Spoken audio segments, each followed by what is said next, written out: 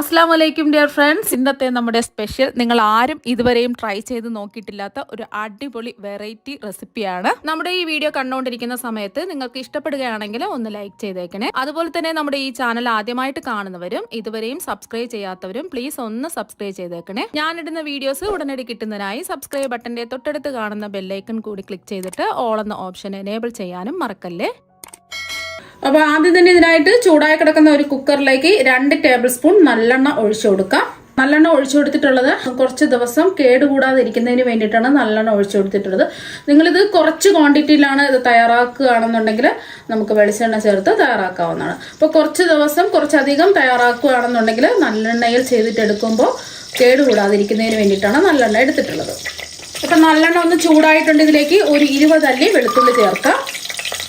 അതുപോലെ തന്നെ കുറച്ച് കറിവേപ്പിലയും കൂടി ചേർത്ത് കൊടുക്കാം. ഇനി ഇതിലേക്ക് നമ്മൾ ചേർത്ത് കൊടുക്കുന്നത് തൊലി കളഞ്ഞ് കഴുകി വൃത്തിയാക്കി എടുത്ത 1/2 കിലോ ചെറിയ ഉള്ളിയാണ്. നിങ്ങൾ എടുക്കുന്ന ചെറിയ ഉള്ളി കുറച്ച് വലിപ്പമുള്ളതാണെന്നുണ്ടെങ്കിൽ 2ആയിട്ട് കട്ട് ചെയ്ത് ചേർത്ത് കൊടുക്കാം. ഞാൻ എടുത്തിട്ടുള്ളത് അത്യാവശ്യം ചെറിയ ഉള്ളിയാണ്, അതുകൊണ്ട് ഞാൻ കട്ടൊന്നും ചെയ്യുന്നില്ല. ഇനി ഇതിലേക്ക് ആവശ്യത്തിനുള്ള ഉപ്പ് ചേർത്ത് കൊടുക്കാം. ഞാനിപ്പോൾ 1 ടീസ്പൂൺ ഉപ്പാണ് ചേർത്ത് കൊടുക്കുന്നത്. അപ്പോൾ ലാസ്റ്റിൽ നമുക്ക് നോക്കിയിട്ട് വേണമെന്നുണ്ടെങ്കിൽ ഉപ്പ് കുറവ് ഉണ്ടെന്നുണ്ടെങ്കിൽ ചേർത്ത് കൊടുത്താൽ മതി. ഇനി ഇതൊന്ന് ഇളക്കി കൊടുത്ത് ഈ ഉള്ളിയെല്ലാം ഒന്ന് വാടി വരണം, അതുവരെയും ഒന്ന് ഇളക്കി കൊടുക്കാം.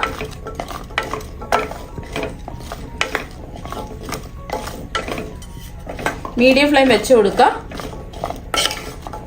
ചെറിയ ഉള്ളി ദിവസവും കഴിക്കുന്നത് ഒരുപാട് നല്ലതാണ്. ചുവന്ന ഉള്ളിയിൽ ആന്റി ഓക്സിഡന്റ് ധാരാളം അടങ്ങിയിട്ടുണ്ട്. അതുകൊണ്ട് തന്നെ ഹൃദയത്തിന്റെ ആരോഗ്യത്തിനും എല്ലുകൾക്കും പല്ലുകൾക്കും ഒക്കെ ഒരുപാട് നല്ലതാണ് ഈ ചുവന്ന ഉള്ളി ദിവസവും കഴിക്കുന്നത്. കൊളസ്ട്രോൾ കുറയുന്നതിനും അതുപോലെ തന്നെ ഷുഗർ കുറയുന്നതിനൊക്കെ ഒരുപാട് നല്ലതാണ്. ചെറിയ ഉള്ളി നമ്മൾ സവാളയെക്കാളും കുറച്ചും കൂടെ ടേസ്റ്റും അതുപോലെ തന്നെ ഗുണത്തിലും മുന്നിലാണ് നിൽക്കുന്നത്. ഉദാഹരണത്തിനായിട്ട് നമ്മൾ ഓംലെറ്റ് ഒന്ന് തയ്യാറാക്കി നോക്കുക. ആദ്യം സവാള ഇട്ടിട്ട് ഓംലെറ്റ് തയ്യാറാക്കി നോക്കുക. രണ്ടാമത് നിങ്ങൾ ചെറിയ ഉള്ളി ഇട്ടിട്ട് ഓംലെറ്റ് തയ്യാറാക്കി നോക്കുക. അപ്പോൾ നമുക്കറിയാൻ പറ്റും ഏതിനാണ് ടേസ്റ്റ് കൂടുതലെന്ന്. അപ്പോൾ സവാളയെക്കാളും കൂടുതൽ ടേസ്റ്റും ഗുണത്തിലും മുന്നിട്ട് നിൽക്കുന്നത് ചെറിയ ഉള്ളിയാണ്. ഒരു 3-4 മിനിറ്റ് ഒന്ന് ഇളക്കി കൊടുത്ത് ചെറിയ ഉള്ളിയെല്ലാം ഒന്ന് വാടി കിട്ടിയിട്ടുണ്ട്. നല്ലൊരു മണം വരുന്നുണ്ട് ഈ ഒരു സമയം. ഇതിലേക്ക് ഒരു 1/4 കപ്പ് വെള്ളം ഒഴിച്ചു കൊടുക്കാം. നമുക്ക് ഒരുപാട് വെള്ളം ഒഴിക്കേണ്ട ആവശ്യമില്ല, ഉള്ളിയിൽ നിന്നുള്ള വെള്ളമൊക്കെ ഇറങ്ങി വരും. ഒരു 1/4 കപ്പ് വെള്ളത്തിൻ്റെ ആവശ്യമേ ഉള്ളൂ. അപ്പോൾ നമ്മൾ കുക്കർ മൂടി വെച്ചതിന് ശേഷം മീഡിയം ടു ഹൈ ഫ്ലെയിമിൽ ഒരു 2 വിസിൽ കേൾക്കുന്നത് വരെ ഇതൊന്ന് വേവിച്ചിട്ടെടുക്കാം. ഇപ്പം 2 വിസിൽ കേട്ടതിന് ശേഷം ഫ്ലെയിം ഓഫാക്കി ഇതിന്റെ ആവി മുഴുവനും പോയിട്ടുണ്ട്. ഇനി നമുക്ക് തുറന്ന് നോക്കാം.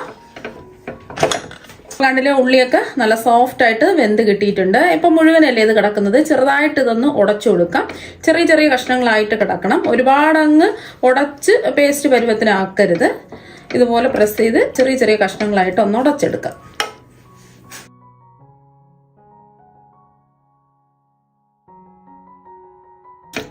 ചെറിയ ചെറിയ കഷ്ണങ്ങളായിട്ട് ഉടച്ച് എടുത്തിട്ടുണ്ട്. ഈ ഒരു രീതിക്ക് ഉടച്ചിട്ടെടുക്കുക. ഇതിവിടെ ഇരിക്കട്ടെ.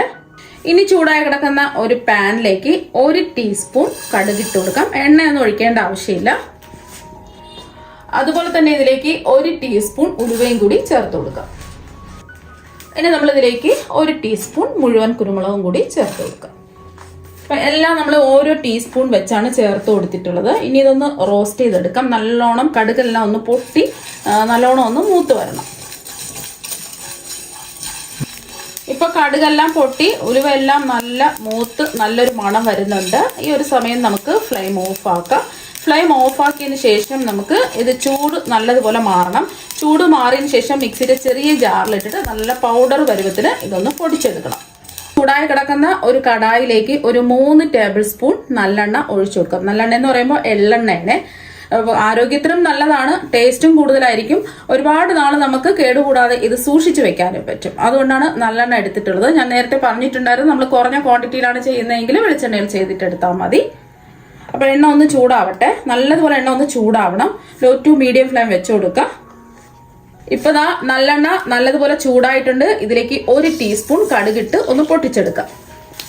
ഇപ്പൊ കടുകെല്ലാം ഒന്ന് പൊട്ടി വന്നിട്ടുണ്ട്. ഇതിലേക്ക് നമുക്ക് കുറച്ച് കറിവേപ്പില ഇതുപോലെ മുറിച്ചിട്ട് കൊടുക്കാം കൈകൊണ്ട്.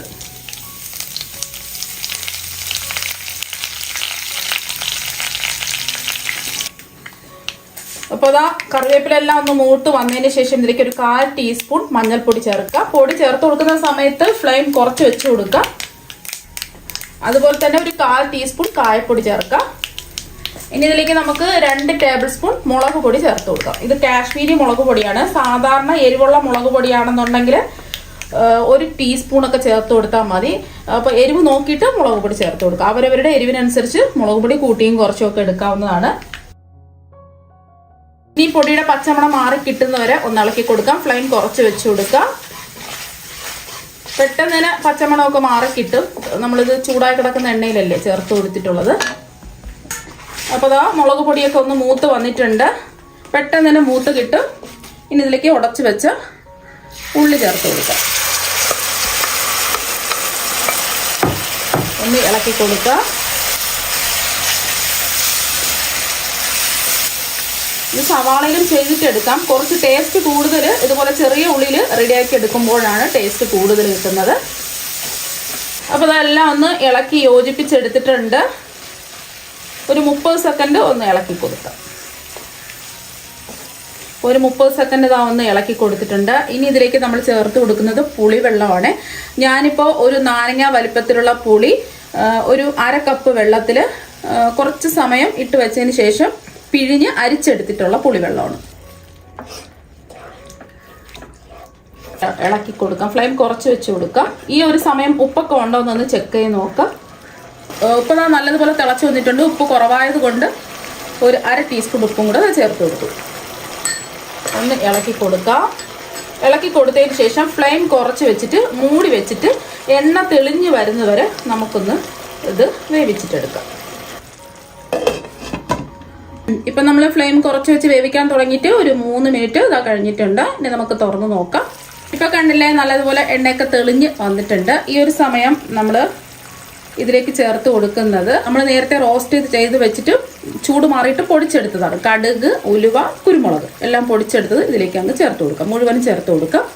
ഒന്ന് ഇളക്കി കൊടുക്കാം. ഇതുകൂടെ ചേർത്ത് കൊടുക്കുമ്പോൾ കുറച്ചും കൂടെ ഒന്ന് കുറുകി വരും. ഇതിൽ വെള്ളമൊന്നും ഒഴിക്കരുത്. ഇത് കേടുകൂടാതെ കുറേ നാൾ നമുക്ക് ഇരിക്കും. അതുകൊണ്ട് വെള്ളമൊന്നും ഒഴിക്കേണ്ട ആവശ്യമില്ല.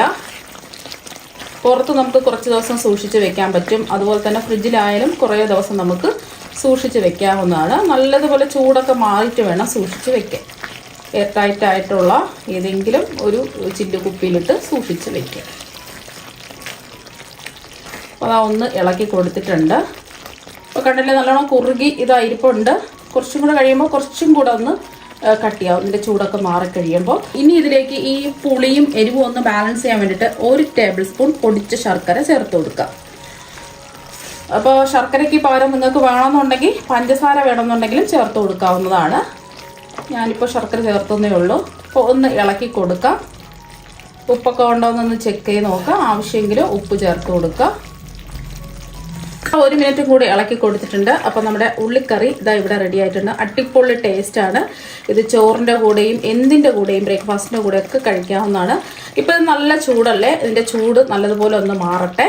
ഇതിന്റെ ചൂടൊക്കെ നല്ലതുപോലെ മാറിയിട്ടുണ്ട്. ഇനി ഒരു പാത്രത്തിലേക്ക് മാറ്റാം. ഇതിന്റെ ചൂട് നല്ലതുപോലെ മാറിയതിന് ശേഷം ഈർപ്പമൊന്നുമില്ലാത്ത എയർ ടൈറ്റ് ആയിട്ടുള്ള ഗ്ലാസ് ജാറിൽ അടച്ചു വെക്കുകയാണെന്നുണ്ടെങ്കിൽ ഒരാഴ്ച വരെ നമുക്ക് പുറത്ത് സൂക്ഷിച്ച് വെക്കാൻ പറ്റും. അത് കഴിഞ്ഞിട്ട് നമുക്ക് ഫ്രിഡ്ജിൽ സൂക്ഷിച്ച് വെക്കാവുന്നതാണ്. എത്ര ദിവസം വേണമെങ്കിലും കേടുകൂടാതിരിക്കും. അതാണ് ഈ ഉള്ളിക്കറിയുടെ ഒരു പ്രത്യേകത. അപ്പം നമ്മൾ തയ്യാറാക്കിയ ഉള്ളിക്കറിയുടെ പ്രത്യേകത കുറച്ച് നാൾ നമുക്ക് സൂക്ഷിച്ച് വെക്കാൻ പറ്റും. ഇത് നമുക്ക് ദോശ, ഇഡ്ഡലി, ചപ്പാത്തി, പൂരി, അപ്പം, അതുപോലെ തന്നെ ചോറ്, നല്ല ചൂട് ചോറിന്റെ കൂടെയൊക്കെ ബെസ്റ്റ് കോമ്പിനേഷൻ ആണ്. ഈ ഒരു കറി മാത്രം മതി നമുക്ക് ചോറ് കഴിക്കാൻ വേണ്ടിയിട്ട്. അത്രയ്ക്ക് നല്ല അടിപൊളി ടേസ്റ്റ് ആണ്. എന്തായാലും നിങ്ങൾ ഒരു പ്രാവശ്യം ഒന്ന് ട്രൈ ചെയ്ത് നോക്കാം. അപ്പൊ നിങ്ങൾ എന്തായാലും ഒരു പ്രാവശ്യം ഇതുപോലെ ഉള്ളി വെച്ചിട്ടുള്ള കറി തയ്യാറാക്കി നോക്കുക. തീർച്ചയായും നിങ്ങൾക്ക് എല്ലാവർക്കും ഒരുപാട് ഇഷ്ടമാകും. അപ്പൊ നമുക്ക് മറ്റൊരു വെറൈറ്റി വീഡിയോ ആയിട്ട് വീണ്ടും കാണാം. താങ്ക്